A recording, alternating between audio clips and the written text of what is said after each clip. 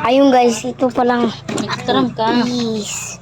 Hi guys, ito palang ating mais. Nasunog. Kailang sunog ang mais mo. Ito palang sunog ng mais. Paing! Paing! Paing dagat anding pa. Tama na magtadang pala hindi. Ini anjing. Yan paing. Ano mo kanya? Bakla. Mga padi. Si anding, si anding. Uy, ito ka palaan. Nakakatulong dito karigat sarong. Ay, din. Ayan. Sirapong yan. Sino nang bravo ka ng ulag? Saro lang. Saro daw. Puno ka. Ah, Mulag. mau ba ba ka? Madunungo ka. Paano?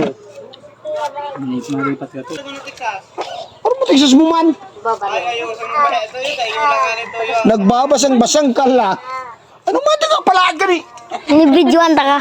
Sasapuyungan ta kanya. Ay, si Inso. Mga tigs.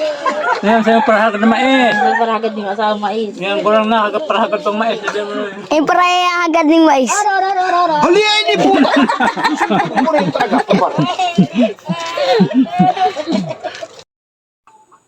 Hi, magandang araw muli mga kaibigan. Ayan, bali ito pong video na ito ay nung nakaraan pa talagang inaambahan ako ng katamaran. Tamad akong mag-edit, mag-voice over, kaya ngayon ko lang talaga ito nagawa. Bali talagang matagal-tagal na din itong video na ito. Ito pong video na ito ay ang paggawa natin ng kalamay. Ayan, bali pagkatapos po naming yadyatin ay ayan, babayuhin po natin hanggang sa makuha po natin ang katas ng mais. Talagang maproseso po ang paggawa ng ating kalamay na mais. Kaya talagang grabe, inabot na po kami ng gabi dito. Kakabayo, ano bang tawag sa bayo sa Tagalog? Ayan, bahala na kayong mag-intindi at hindi ko talaga alam. Bali, ito pong paraan na ito ay dito po natin makukuha ang katas ng mais. Kaya talagang grabe, tagaktak talaga dito ang pawis at ang pagod. Pero wala po dyan sa aming ginawa na yan ha, hindi po nakasama dyan. Tapos pagkatapos naman po ng pagdukdok o pagbayo, ayan, kinukuha po ni mama ang katas ng mais. Yan na po ang ating isasalang po sa ating kawali para maging kalamay. Ayan, bali nakuha na po namin ang katas ng mais. Ito na po yun. Tapos bali po may gata na din po ito ng nyog na hinahalo na po dyan sa katas ng mais. Tapos isasalang po natin dito sa ating kalan, sa mahiwaga naming pugon. Kung anong tawag po sa inyo nito, comment nyo na lang po. Tapos ito pong paraan na ito, pag naisalang na po natin ang ating gata at ang katas ng mais, ay wala pong humpay ang ating paghahalo nito. Patuloy lang po ang paghahalo nito. Nakakangalay pero talagang hindi po natin pwedeng tigilan ang paghahalo nito dahil kumbaga po ay magtututong po ang ilalim nito, masusunog po ang ilalim, tapos yung iba hindi pa, kaya talagang wala tayong tigil dito sa paghalo. Pasensya po talaga ang kailangan, pero sulit naman po pag naluto na, dahil pag kumulo na po ito, tapos pag medyo malapot na ang texture niya, ayan, pwede na po natin tong isalang. Kaya kumbaga po ikaunting pasensya lang po talaga ang kailangan.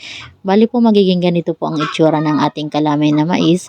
Pag ito po'y kumulo na, ay nag-uunti-unti na pong bumuo ang ating katas ng mais. Ayan. Ayan, bali talagang pasensyahan po. Tingnan niyo naman ang aking damit. Talagang punong-puno na po ako ng mais dyan. Pero talagang itong itsura, Diyos ko po, ay talagang itsura na iyan. Antok na dahil talagang inabot na ng gabi. Kakahalo po ng ating kalamay na mais. Ayan. Maraming pasensya po ang inubos ko dito, sa totoo na talagang ngalay na din yung aking paa sa kakahalo, pero talagang Sulit naman. Tapos pasensya talagang kailangan. Ayan. Bali ito na po yung ating magiging kakalabasan nung hinahalo nating katas ng mais. Tapos nung gata. Ayan, malapot na po siya. Kunting halo-halo lang po. Ayan. Bali magkatulong po kami dito ng aking stepfather sa paghahalo. Tulong-tulong talaga kami dito nila mama. Pero sa paghahalo po ay kami dalawa na lang. Ayan. Bali luto na po yan. Talagang inaayos na lang po namin ang paghahalo dito. Gawa ng yung baka yung iba'y hindi pa luto. Ayan. Tapos pag talagang malapot na ay yun yung luto na isasalin na lang natin sa ating lagayan. Ano po? Sobrang maproseso po talaga ang masarap na kakanin. Grabe ang grabe matrabaho talagang malala. Ayan. Tapos ito po ay luto na. Ayan. Bali sinalin po lang namin sa lagayan. Tapos papalamigin na lang din natin. Tapos yun na. Talagang matigas na siya. Antayin na lang natin siyang tumigas. Para po mamuo na yung ating kalamay. Ayan.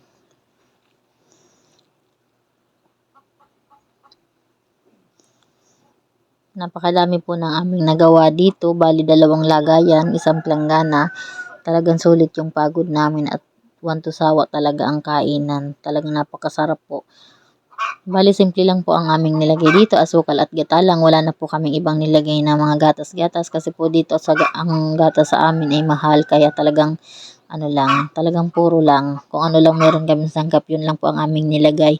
Di ba noong mga kapanahunan talagang hindi naman mga naglalagay ng kung ano-ano. Kaya ganun din ang aming ginawa. Pero sulit naman yung lasa. Salamat sa panonood.